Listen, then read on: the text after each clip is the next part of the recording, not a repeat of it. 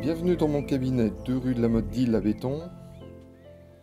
J'effectue mon petit rituel de tous les matins, c'est-à-dire pour commencer les 5 tibétains, puis ensuite un travail complet sur l'énergétique et la visualisation.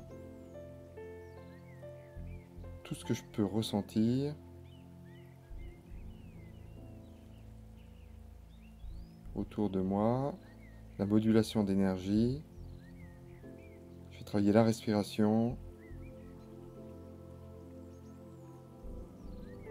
Un travail complet qui va me permettre de commencer la journée avec mes patients du bon pied. Et avec beaucoup d'énergie surtout.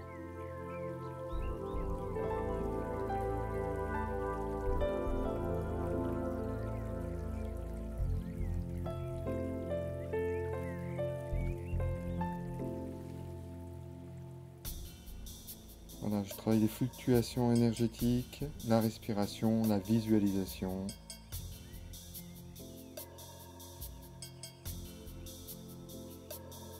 Ce qui va me permettre de ressentir et de capter plus facilement l'énergie de mes patients.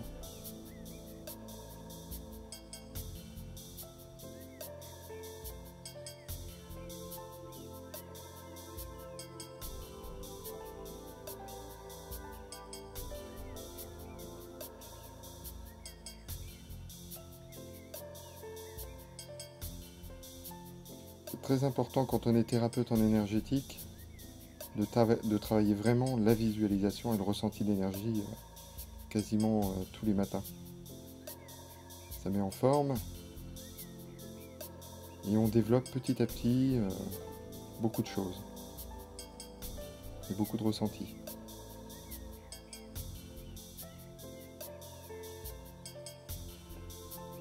Voilà, je remercie. Et ça y est, je suis prêt à attaquer une journée avec de bonnes dispositions.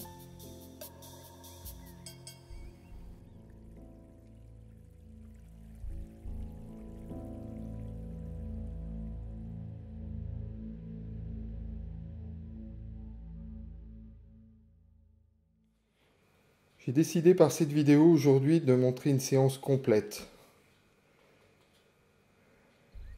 Je suis en train d'intervenir sur Jean-Luc, donc je commence à chercher ce qu'on pourrait appeler la clé dans l'aura de Jean-Luc, c'est-à-dire le point d'entrée, le point d'ancrage de l'énergie dans son aura.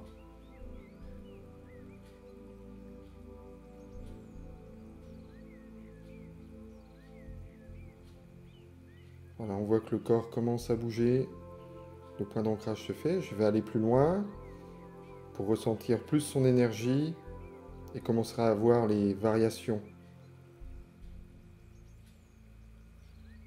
Quand le point d'ancrage est fait, je ressens dans mon corps une lourdeur. Je suis attiré ou repoussé. On peut dire que c'est un vrai combat. Je suis obligé d'avoir une concentration vraiment parfaite et une visualisation aussi parfaite.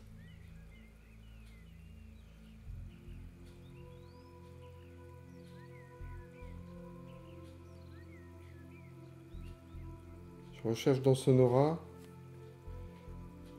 les problèmes de lourdeur qu'il pourrait y avoir, ce que je ressens avec mes mains,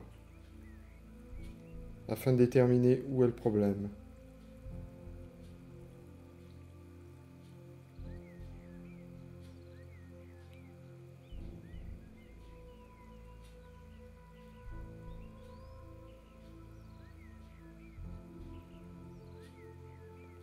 J'étire son aura et je commence vraiment à l'avoir entre les mains. Là, je la ressens bien.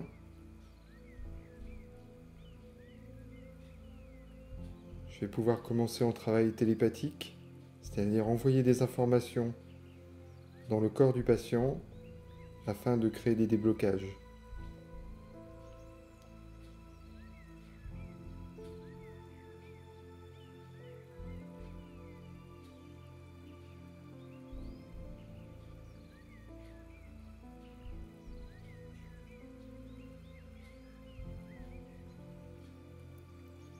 Voilà, ça commence à tirer sur les cervicales. Ça fait parfois très mal. Le corps se balance avant-arrière. C'est l'énergie qui passe par les pieds et qui secoue le patient de façon à créer des déblocages au niveau du bassin.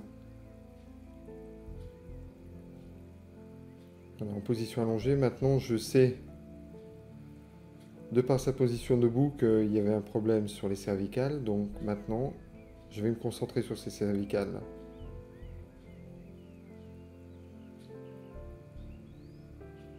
Voilà. Quand l'énergie passe au niveau du bassin, monte, là je suis au niveau des poumons, donc ça commence à, on va dire, à chatouiller un peu au niveau des poumons.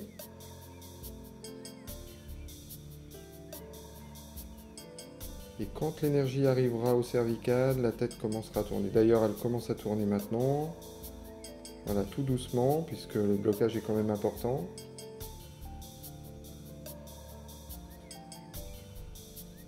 Donc, et ça va tirer très fort, parce que je sens dans mes mains une pression qui est assez importante. S'il y a une pression, ça veut dire que l'énergie passe pas très vite, se concentre. Donc, je pense que là, ça va faire un petit peu mal.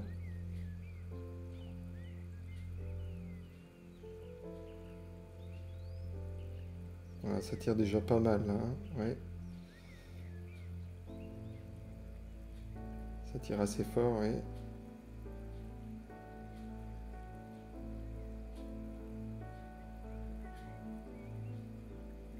La respiration augmente aussi au niveau du ventre.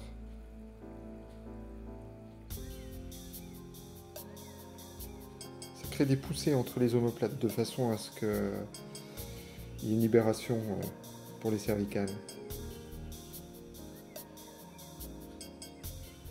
Voilà, une fois qu'il y a eu un déblocage d'un côté, la tête repart de l'autre côté. On va dire tout simplement, voilà, là il y a une libération au niveau de l'énergie, donc ça va encore travailler sur les poumons. Il se peut que, voilà, ils toussent. Voilà. Voilà. C'est un surplus d'oxygène, hein, qui passe, puisque comme le blocage était important, eh bien les poumons ne travaillent pas bien, c'est bloqué un peu avec les omoplates et tout.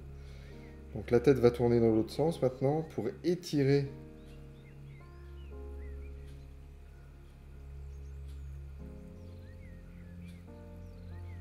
le bras droit, l'épaule droite, le trapèze, et pour donner de l'énergie dans le bras, pour qu'il y ait assez de force pour se débloquer, hein.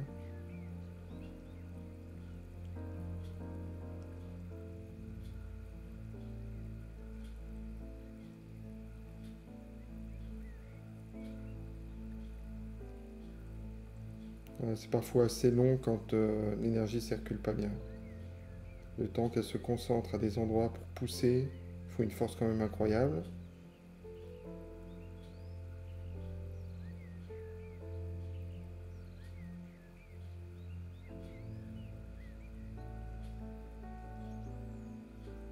À chaque fois que la tête tourne et que les cervicales se débloquent petit à petit, ça tire sur les omoplates, ça ouvre encore un petit peu plus les poumons, la cage thoracique, pour permettre à l'air de passer encore mieux.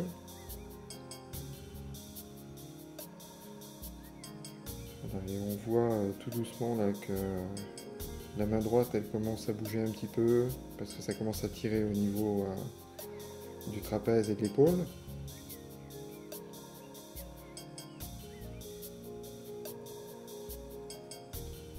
Là, ça tire très très fort, hein.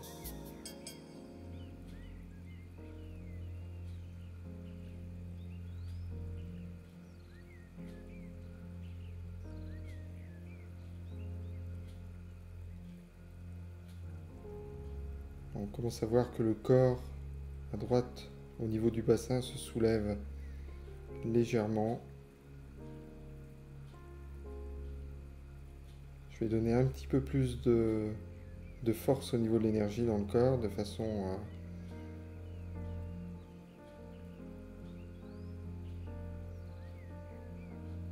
Voilà, ça se soulève. Ça tire sur le côté droit. bien débloqué. On voit que la tête elle est vraiment partie sur la gauche. Voilà, ça relâche.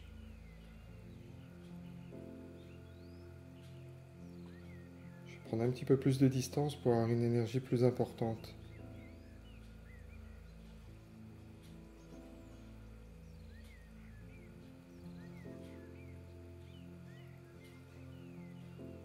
Voilà, dans mes mains, ce que je ressens à ce moment-là, c'est vraiment une concentration d'énergie très forte, des picotements. Et mes mains sont... C'est un combat, hein. Je pousse, mais mes mains sont presque repoussées en arrière tellement l'énergie revient vers moi à cause du blocage.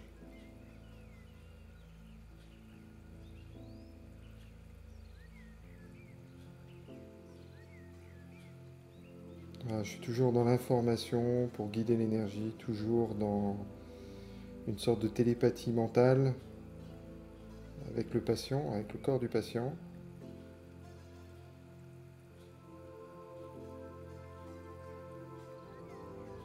Je vais lever les mains en l'air pour donner plus encore d'énergie vers le haut et pousser vers Jean-Luc. Et là, je sens que ça commence à tirer sur la gauche.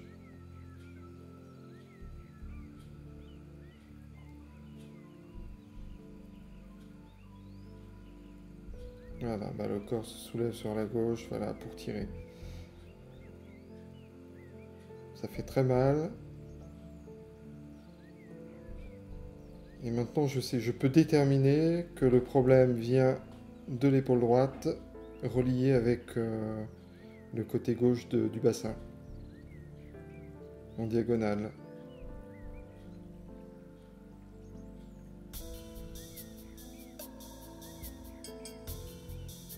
Et là, je peux vous dire qu'il a vraiment mal.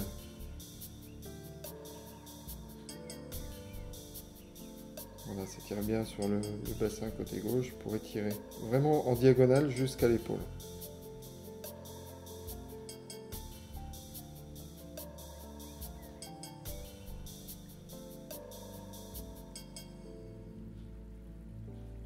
Voilà. Bon, c'est des douleurs qui sont impressionnantes, mais qui ne peuvent pas être dangereuses. S'il y a un souci chez le patient, un jour j'ai été confronté à un patient qui avait une rupture de tendon, mais je ne savais pas qu'il avait une rupture de tendon. Tout son corps bougeait, sauf le bras à gauche qui restait inerte. Au bout d'un moment, je lui ai dit, bah, il faut passer une radio. Et la radio a déterminé qu'il y avait une rupture, quasiment une rupture de tendon, et que si le bras avait bougé, ça aurait pu être une rupture de tendon. Bah, le corps est tellement intelligent que voilà, le bras n'a pas bougé, il n'y a pas eu rupture de tendon.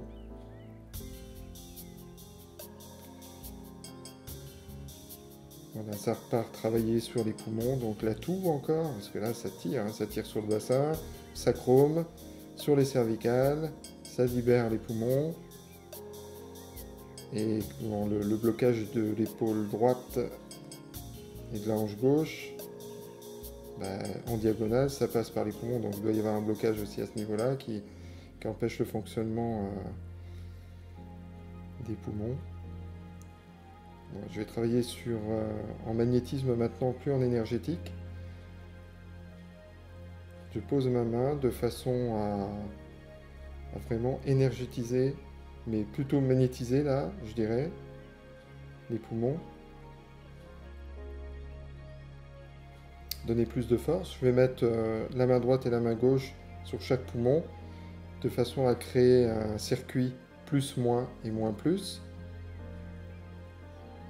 Et dynamiser les poumons. Remettre des choses en place.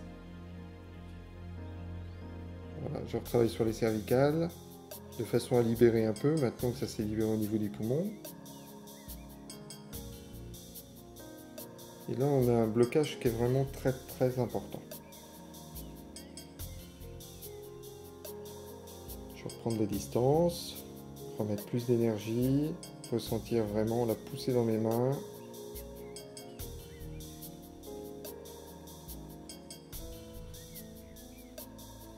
Je vais travailler sur une autre forme de déblocage maintenant. Je vais me servir des bols tibétains, de façon à créer des vibrations dans l'eau du corps de Jean-Luc. Ce qui va permettre d'éclater les cellules et de faire lâcher certains blocages qui peuvent être émotionnels. Euh,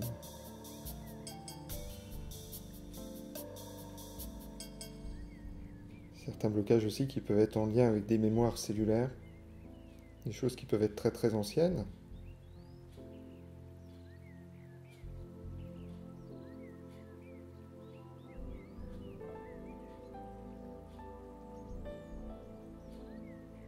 Toutes les vibrations dans le corps en passant par l'eau, ça va créer des vibrations complètes qui vont faire qu'il y a un lâcher-prise plus important des fois et que les blocages s'en vont.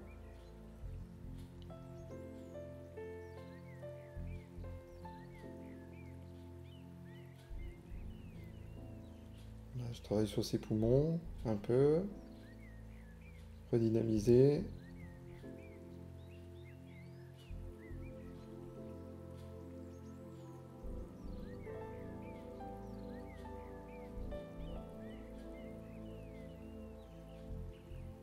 Voilà, maintenant je pose à côté du corps, plus sur le corps, pour faire vibrer tout le tour du corps.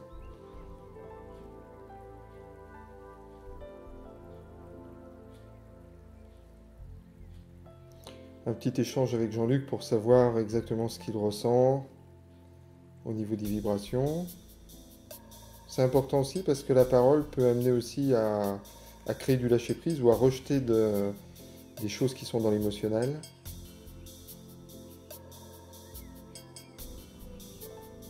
Des fois des paroles ou des mots qui vont être lâchés sans qu'on se rende compte, mais qui vont créer aussi du déblocage.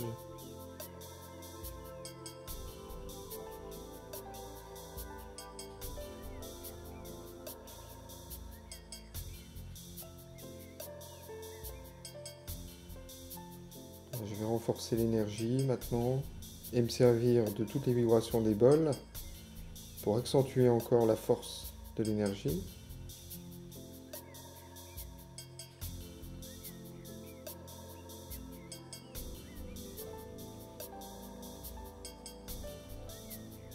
Tout doucement en mettant les mains sous ses cervicales. Comme l'énergie passe mieux maintenant, la tête va tourner toute seule. Ça va permettre de libérer encore.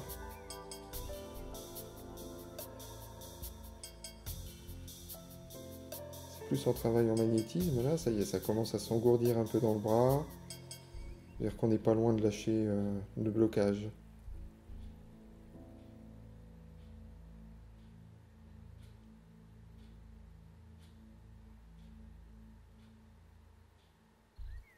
On voit sa main qui bouge tout doucement, le bras aussi.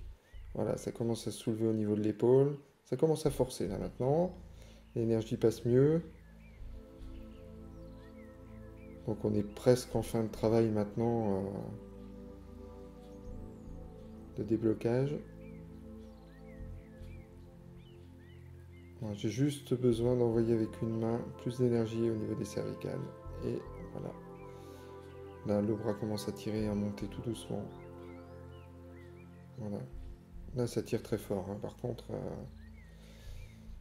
je touche tout juste, tout doucement, en envoyant de l'énergie. Voilà. Voilà. Je remets de l'énergie dans l'épaule. Ça y est. Voilà, voilà, voilà. On y arrive.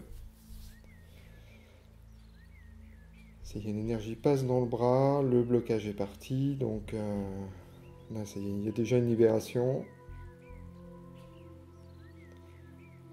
Si le bras monte, c'est qu'il n'est plus bloqué avec le côté gauche de la hanche.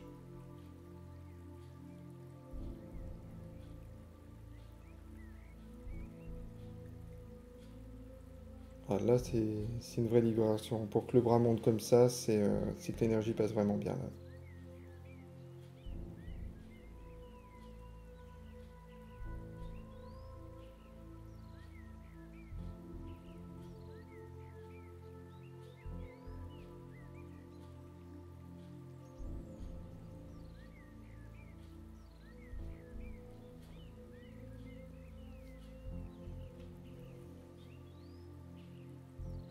Voilà, ça tire. Hein. Je vais poser ma main sur la main de Jean-Luc, de façon à envoyer plus d'énergie dans le bras maintenant que c'est libéré.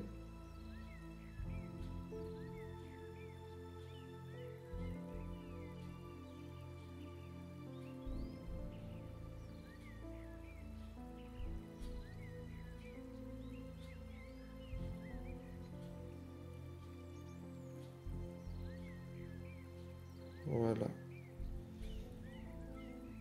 Alors maintenant, je vais envoyer vraiment toute l'énergie dans le bras pour que ça redescende jusque en diagonale jusque le bassin côté gauche et remettre en place. Voilà.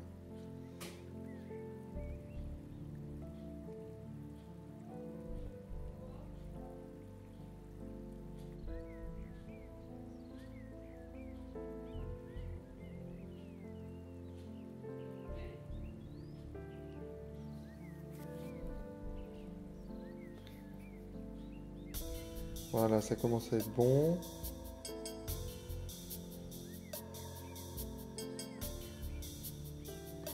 Je vais me servir du bol maintenant pour l'ancrage.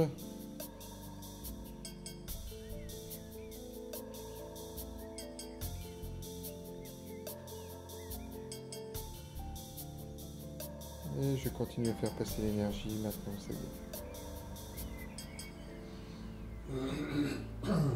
Maintenant je fluidifie, l'énergie passe bien, elle circule bien dans le corps.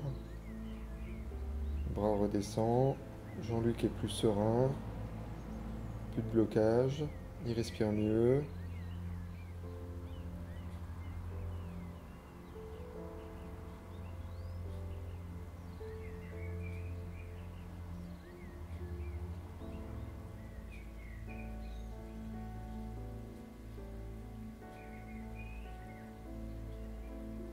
On voit bien que son corps tire encore sur la droite. Tout est en train de se remettre en place maintenant.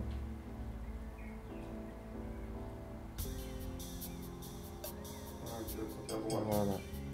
C'est bon. Ça y est. Eh bien, je tiens à remercier Jean-Luc pour avoir posé sur cette vidéo, aussi pour sa grande amitié. Je connais Marc depuis maintenant 7 ans. Donc on s'est connus à l'occasion, enfin fortuitement, le hasard ou les rencontres qui doivent se faire. Et je pense que c'est plutôt une rencontre qui devait se faire. Et à l'époque, c'était très étonnant parce qu'il était venu faire une étude géobiologique à la maison. Et quand il est rentré dans la maison, c'était assez surprenant parce qu'il commence à nous dire qu'il sentait des bonnes ondes, des choses comme ça. Et j'avais déjà détecté des qualités chez ce garçon qui me troublaient. Et donc, pour aller plus loin, il avait à l'époque un pendule. Il rentre dans notre chambre et il passe le pendule du côté où dort mon épouse. Tout se passe bien. Et il passe du côté où je dors, sans le savoir évidemment. Et il s'arrête juste à un endroit.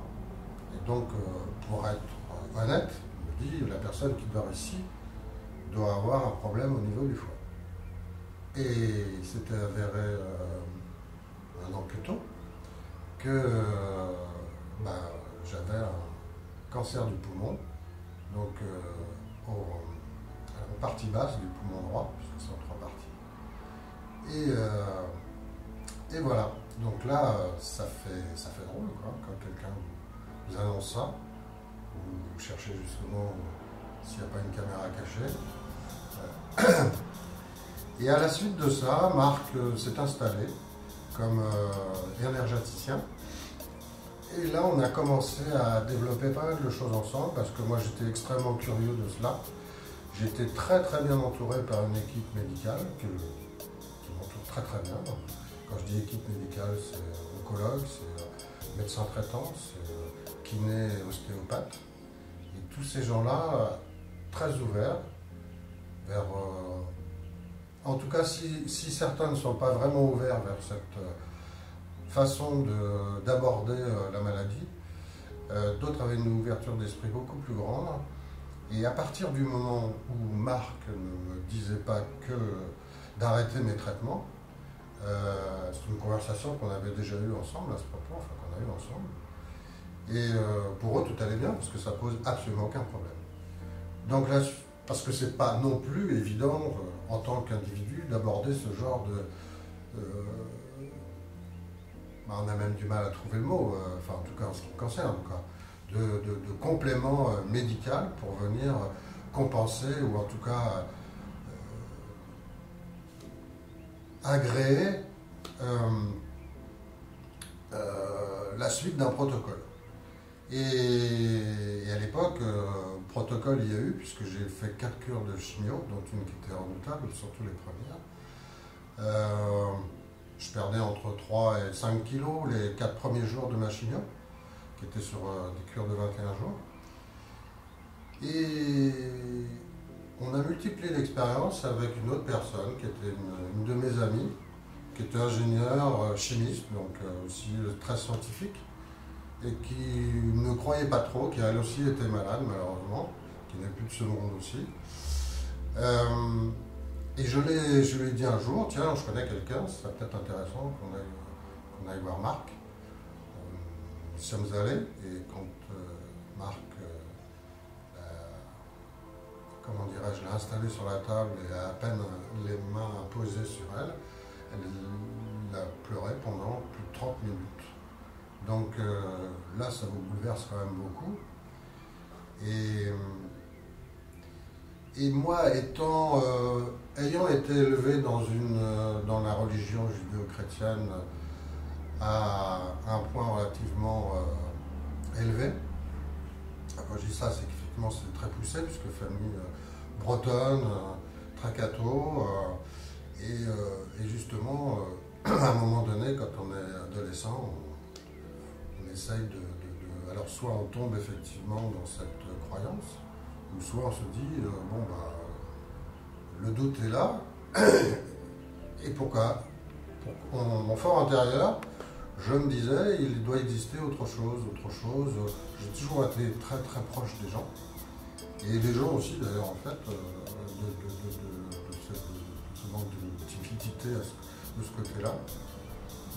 Et ce qui m'a plu dans Marc, c'est justement cette franchise, et puis la façon dont on a communiqué ensemble sur ma maladie, et pas que.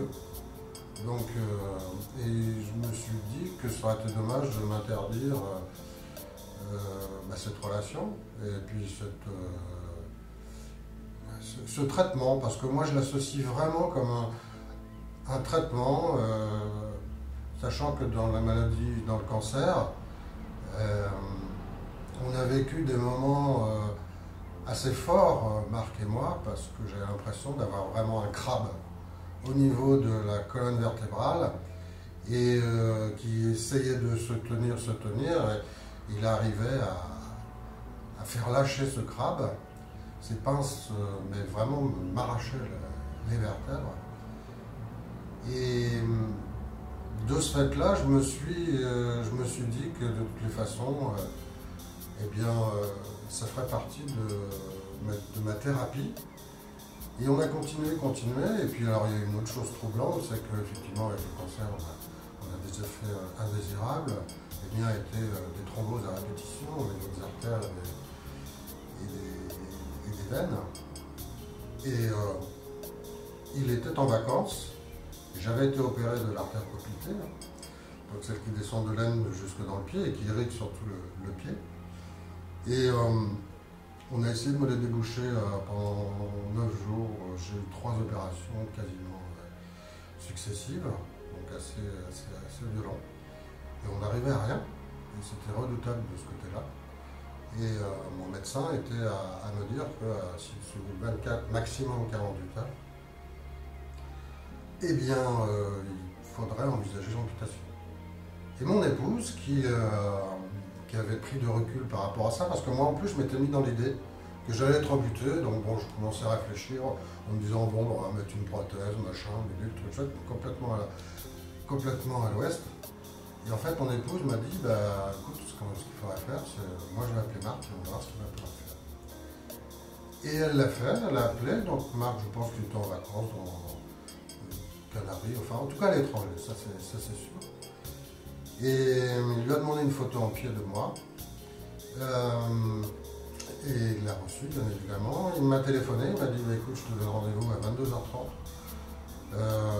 Tu restes dans ton lit et tu ne bouges pas. Et là,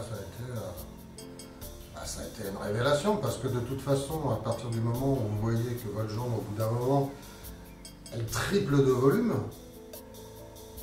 donc ça veut dire que le sang ne passe plus, enfin il y a un gros problème. Et le lendemain, elle était comme ça. Et dans l'immédiat, j'ai pas su. Mais bon, on voyait bien que le pied reprenait des couleurs, le chirurgien passé, je lui ai expliqué. Il m'a dit, bah, écoutez, c'est fantastique parce que ça pourra nous permettre d'attendre un petit peu. Et alors, en fait,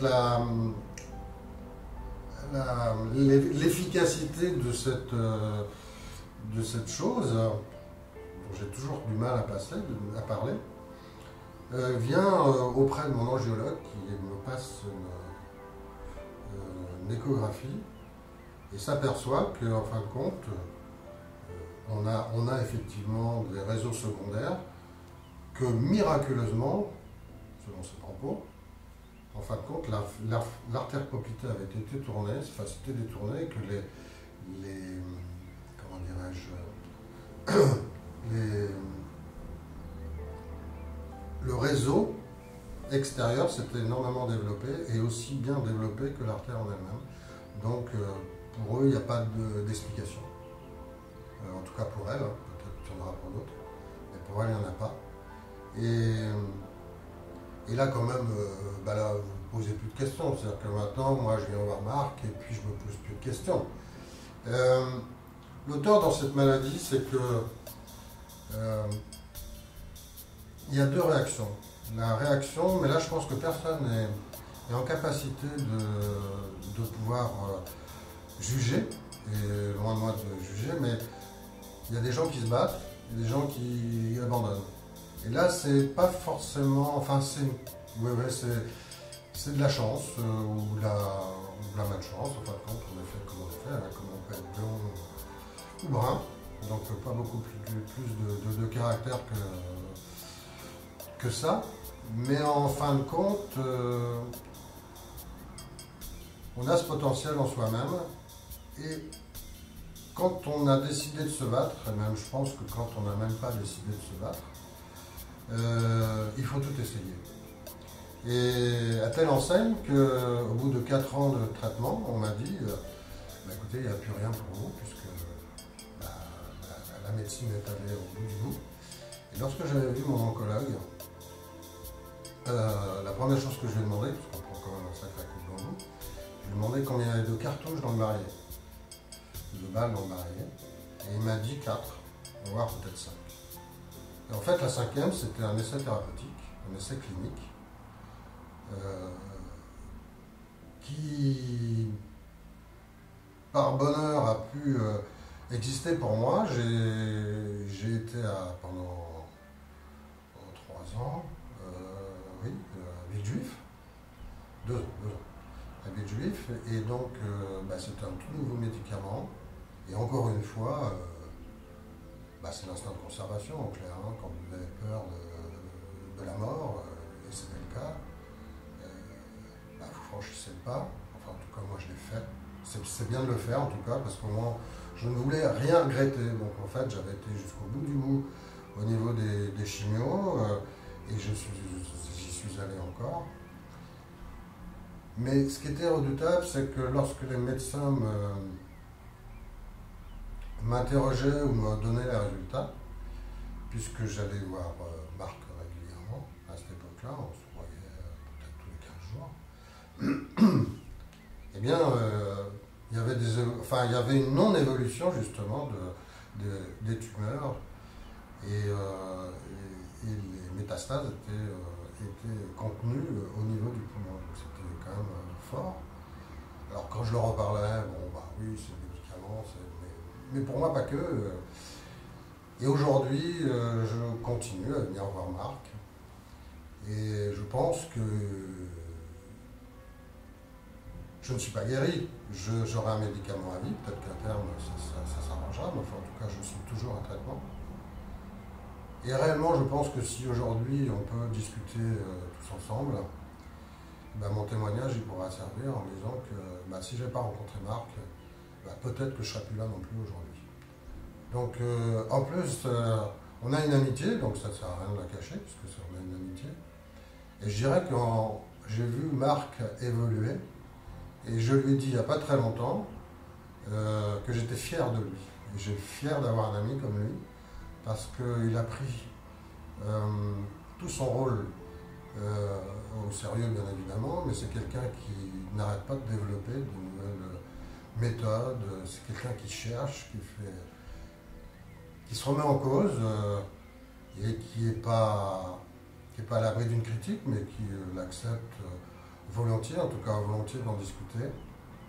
Et non, je suis fier de lui, et puis doublement fier, c'est qu'en plus, bah, c'est pas anodin, et c'est intéressé un tout petit peu, quoi.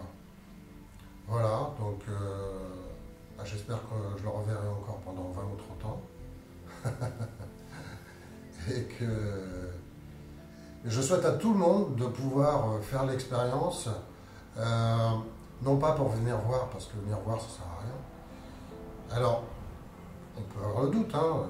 C'est clair qu'à partir du moment où c'est quelque chose qu'on n'explique pas, que parfois certains dans le corps médical vous mettent en garde, évidemment, il y a des bons médecins, il y a des mauvais médecins, bah, il y a des bons énergéticiens, des magnétiseurs et des mauvais.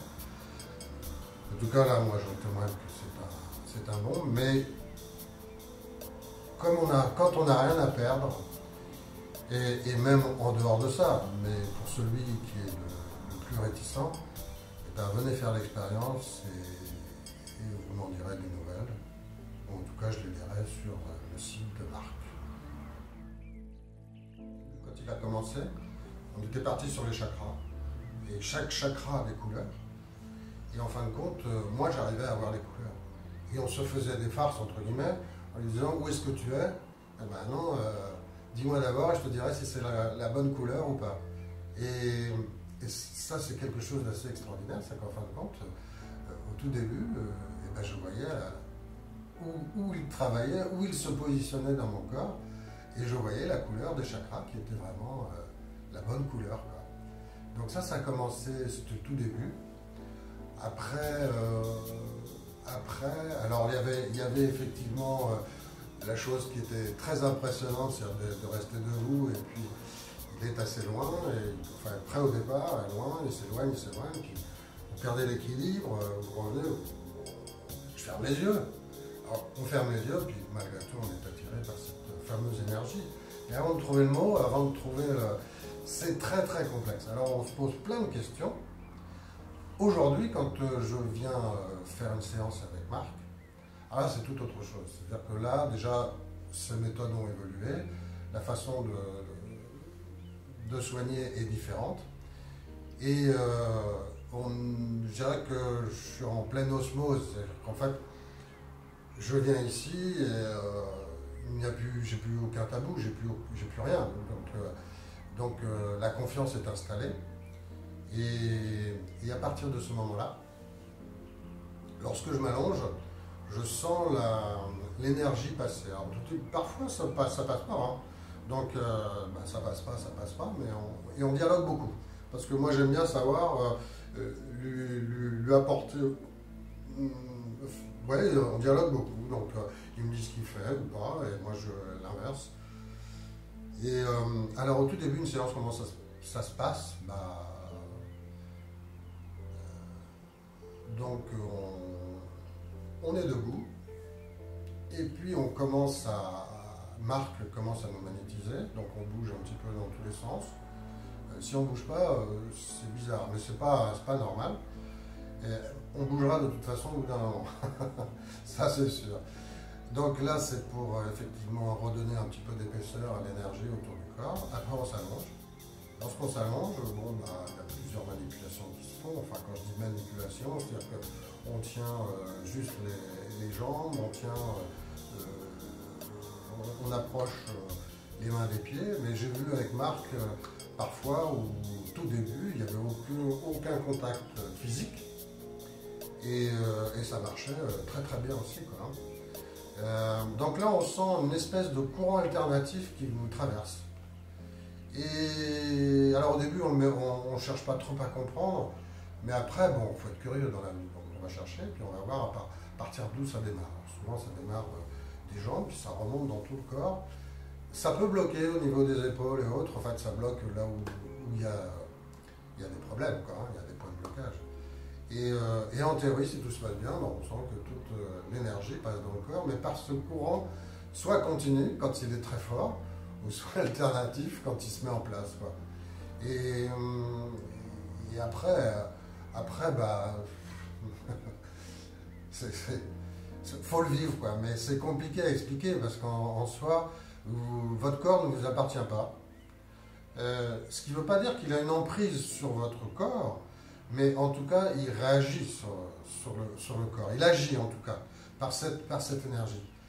Et eh bien, bah, vous n'avez plus qu'à vous laisser faire, puisque bah, voilà. Alors des fois, c'est impressionnant. Au tout début, on se dit oh, qu'est-ce qui se passe là, bouge dans tous les sens, je vais rester bloqué. Rassurez-vous, tout va bien se passer à la fin. Enfin, je pense. Mais jusqu'à maintenant, je connais personne qui soit resté bloqué, rentré chez lui en mauvaise santé. Non, au contraire. Et c'est comme ça qu'on apprend à connaître son corps, d'ailleurs, en fait. Hein. C'est en étant en osmose avec l'énergéticien, avec moi, Marc en l'occurrence. Et ça se fait en toute confiance après. Mais bon, ça peut être impressionnant. Ça m'a impressionné. Ça m'a foutu les jetons aussi de temps en temps. Faut être honnête. Mais le résultat vaut vraiment la peine. Voilà. Là, c'est la peur ancestrale, hein, l'instinct de conservation. On se dit, si jamais il se rate, on va le dire. Ben non, ça ne se passe pas comme ça, quoi. Ça se passe toujours très très bien. En revanche, il ne faut pas venir avec des a priori, il ne faut pas venir pour voir, ça ne servira à rien. Juste pour prouver que ça n'existe pas, ben, autant rester chez soi. Tout le monde va gagner son temps, vous allez gagner votre temps, et puis lui aussi d'ailleurs, parce qu'il a plein d'autres choses à faire, et surtout plein de gens à soigner, quoi. Alors en général, ça fatigue. Première journée, ça fatigue parce que bon, justement, ces points de blocage, ils viennent de quelque part. Donc le fait de les retirer, bah, naturellement, le corps a envie de les remettre, quoi, hein. Donc déjà, il faut se défendre contre ça, mais il faut déjà qu'il soit fort, le corps, pour se remettre, hein. Maintenant, quand on est bombardé de médicaments, de choses comme ça, c'est sûr que c'est plus facile pour le corps de réagir.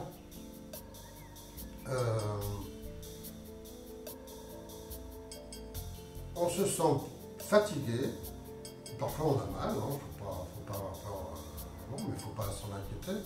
Alors je pense que si on s'en inquiète, eh ben, c'est pas un souci, il suffit de rappeler Marc pour lui poser la question, plutôt que d'aller voir son médecin, et il vous rassurera tout de suite en vous disant bah, dans 2 ou 3 jours ça devrait s'arranger, parce que bon, bah, ça joue sur quoi? Sur les ligaments, sur les tendons, sur des choses comme ça, des parties qui sont inflammées. Donc une chose que je veux dire aussi, hein, c'est que son deuxième prénom, c'est pas Jésus, hein. Qu'on soit bien d'accord, c'est pas quelqu'un qui fait des miracles, mais c'est quelqu'un qui soigne. Donc il ne faut pas se tromper sur l'intention. Donc non, mais après on a un bien-être. Je vais vous raconter une anecdote qui n'en est pas tellement une, enfin quelque chose, un vécu. Je faisais de la chimio et à chaque fois que je faisais de la chimio, bah, j'avais un peu la trouille. Et Marc me dit bah, pourquoi tu ne viens pas me voir? Alors, enfin bon, les effets secondaires de la chimio, je ne sais pas comment tu peux intervenir là-dessus. Surtout en préventif ou en curatif, je dis pas, mais en préventif, je ne voyais vraiment pas comment ça pouvait le faire. Sachant qu'il y a des médocs qui cartonnent quand même. Ah, mais je me dis encore une fois, qu'est-ce que j'ai à perdre? Enfin, si jamais j'ai mal, il va m'entendre. Donc, il me magnétise le vendredi et mes cures c'était le lundi ou le mardi, peu importe. Et ben, j'ai rien ressenti, alors qu'avant, c'était une horreur, quoi, hein, dans toute l'acception du terme. Et voilà, donc, allez vous expliquer ça. Moi, j'arrive pas, mais il n'y a que le résultat qui compte. voilà une expérience, dont celle aussi du pied, qui me paraît quand même assez parlante d'elle-même, quoi. Non, là, il arrive à un moment donné où, de toute façon, je pense que sans faire une confiance aveugle, l'intérêt qu'on a aussi, parce qu'il n'est pas que énergéticien, il est aussi psychologue, et lorsqu'on a confiance dans la personne, on va se confier, comme on se confierait à un psychologue ou un psychiatre. Il y a un rôle de ce côté-là aussi, qui est très important à aborder. Ce rôle-là de confiance, il arrive à un moment donné où c'est un complément au complément, mais qui n'est pas neutre, parce que aller voir un psychiatre qu'on ne connaît pas et lui raconter sa vie, on n'est jamais trop sûr d'être bien compris, entendu, et sans avoir forcément de solution à l'arrivée. Et puis lui, à force d'eux, en me disant, j'ai mal à l'âme, mal quelque part, mal machin truc, il va vous trouver une explication en vous disant, voilà pourquoi, parce que ça agit sur tel organe, sur tel... voilà, et en fin de compte, un cerveau, oui, c'est un réseau de connexion, et si on peut arriver à corriger ces connexions, je trouve ça plutôt intéressant comme démarche, encore une fois. Mais moi, je ne peux conseiller à tout le monde que de le faire. Pas avec n'importe qui, on soit bien d'accord. Mais dans ces conditions-là, en tout cas, il n'y a pas de crainte à avoir, et en plus, faites-le, parce que, pour le slogan, essayer, c'est adopter.